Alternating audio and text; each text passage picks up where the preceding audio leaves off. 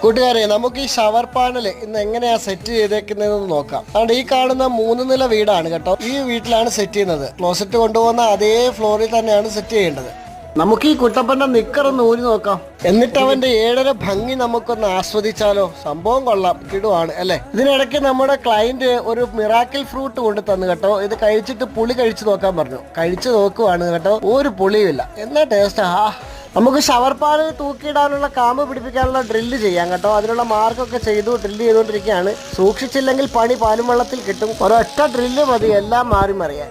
ഇനി ക്ലാബിലേക്ക് തൂക്കി ഇട്ടിട്ട് നമുക്ക് ലെവൽ നോക്കാം. തൂക്ക് കറക്റ്റ് ആക്കണം. അതിനുവേണ്ടിയാണ് നമ്മൾ സെറ്റ് ചെയ്യുന്നത് കേട്ടോ. കറക്റ്റായിട്ട് സെറ്റ് ചെയ്തിട്ട് ആ വെള്ളമൊക്കെ ഒന്ന് ഓപ്പൺ ആക്കി നോക്കുമ്പോഴുള്ള സന്തോഷം ഉണ്ടല്ലോ, അതാണ് വർക്കിന്റെ പെർഫെക്റ്റ്. ഇത് 2nd ഫ്ലോർ ആണ്, അതായത് ground floor, first floor, 2nd floor. അവിടെയുള്ള പ്രഷറാണ് ഞാൻ ഈ കാണിക്കുന്നത് കേട്ടോ.